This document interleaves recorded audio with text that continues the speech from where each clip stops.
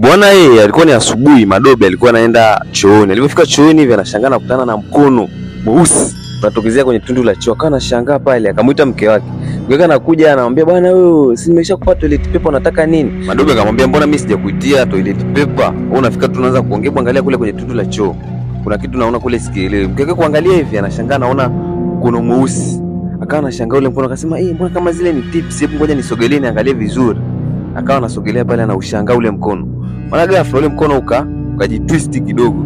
Alishtuka na kuzimia hapo hapo. Bahati nzuri Madobe alikuwa hapo, kwa akawa amemsaidia, akamweka pembeni, akampima, kaona bado anapumua. Madobe akaamua kuwapigia 911. Ghafla hapo hapo akasikia mlango umegongwa, akaenda kufungua. Kufungua hivi anakutana na mlinzi. Mlinzi anamwambia, "Bwana, nimesikia kelele huko chumbani kwako, nini kinaendelea?" Madobe anamwambia, "Ni kuna kitu kiko huko chooni, mimi hata sielewi." Mlinzi kufika hivi akashangaa. Yeye akaogopa kwanza, akatulia, akaanza kwa wife, akawa anamwangalia pale. Madobe anaangalia kule chooni kuna mkono. Mlinzi akasema, "Nini kinaendelea kwanza huko ndani? Mbona kama nyewe mmeniweka kwenye mtego?"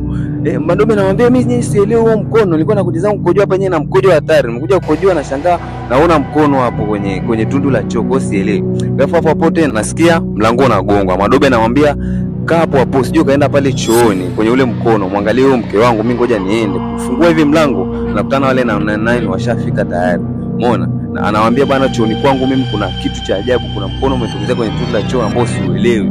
Na niona walipofika pale kuchungulia hivi mlangoni chooni, wakashangaa watu wawili wamelala, mlinzi na wife wa Madobe. Wakamdaka Madobe, akamwambia, "Wewe, nini kinaendelea huko ndani? Wewe ni muuaji. Kwa nini hao watu tutakuwa umewaua?" Wakampima mlinzi, wakakuta shakufa. Kumpima wife wa Madobe, wakakuta bado ni mzima. Kwa captain akamwambia, "Inabidi tuchukue ushahidi, huyu jamaa ni muuaji." Madobe anamwambia, "Hamna, mimi hiyo ni huo mkono ndo unafanya matukio yote." Captain aelewa, ambaye chukua ushahidi na pia uchomoe mkono huko chooni. Jamaa akati anakaribia tukitaka kuchomoa hivi mkono bana, akaanza kuvutwa kule ndani. Captain anabaki anashangaa, haelewi nini kinaendelea. Akaenda watu wakana anajisaidia pale kumvuta. Vuta na wewe, vuta na hatimaye akafanikiwa kuchomoka. Madobe sasa hiyo anashangaa na mkono bado ukawa na twik. Unatafuta nyama ziko wapi hizi? Ukamkamata mmoja shingo pale, ukamnyanyua juu. Yuro mbaya yani. Jamaa bado haelewi ile, kavunjwa shingo, karushwa hapo chini. Wote wakabaki mdomo wazi, wanashangaa kumbe ile jambo ni serious. Baada hapo mkono umerudi kwenye sink ndani kabisa choo. Captain anamuuliza Madobe, "Huo mkono ni wa nani? Kwa nini unafanya matukio kama haya? Tayari ushaua watu wawili." Akasema, "Hebu tutokeni nje." Wajaribu kufungua mlango, washangaa mlango ufunguki. Kumbe bana kwa nje kuna mkono mwingine ulikuwa umezuia. Atoki ndani, atoki mtu. Leo kimeumana leo. Anajaribu kupiga simu, mtandao haushiki. Hapo sasa akili zikawa zinachangamka. Captain akakasirika, akachukua ile simu akarusha pale kwenye tundu la choo, lakini ukadakwa na ule mkono. Huu mkono ni hatari, ukarudisha ile simu kwa kasi mbaya mno kama risasi. Ukapiga pale kwenye mlango mpaka ukachoma, yani kama vile ni panga imerushwa. Captain akakumbuka jana yake walienda kumokoa dada fulani hivi, akawa amekatwa mikono, akakuta amekufa. Kwa hiyo anahisi ile mikono itakuwa na yule mdada. Muda huo Captain anashangaa kuona mkono wa yule mlinzi na umeshaanza kubadilika kama ule mkono wa kwenye tundu la choo. Kwa bwana, ukishaguswa na huo mkono au kuachi salama. Ukishaguswa na huo mkono lazima na wewe utachange kwa namna fulani, utafanana na ule. Maana hata kuna huyu na 911 mmoja huyu captain alikuwa anajitahidi sana msave, lakini wapi, akawa ameshakufa pale tayari.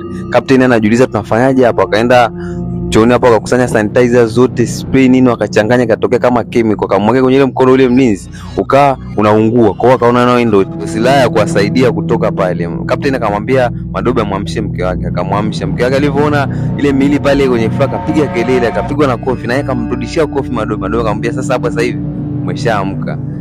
Captain akamrushia Madobe ile sanitizer, akamwambia kapulizie ule mkono pale kwenye tundu la choo. Ghafla sasa hiyo kule yule 911 mmoja yule mara kwanza akawa yana tani kama zombie. Na sasa hiyo captain akakamatwa bana na yule 911 mwingine akawa anamngata.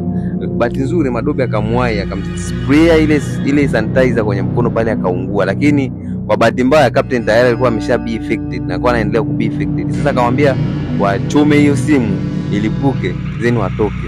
Kwa hiyo Madobe akaruka mpaka pale mbele, akachukua lighter kwa 911 mwingine, lakini sasa hiyo akashikwa na ule mkono. Wote wakawa wanapiga kelele, akamrushia ile lighter wife wake. Wife sasa hiyo akapata ujasiri, akachukua spray na lighter, akaenda akauchoma ule mkono pale kichwani mpaka akamwachia Madobe, akamvuta pembeni.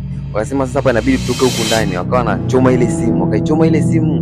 Baada kama dakika 5 ile simu ikapasua pale kwenye mlango, kwa hiyo ikatokea shimo.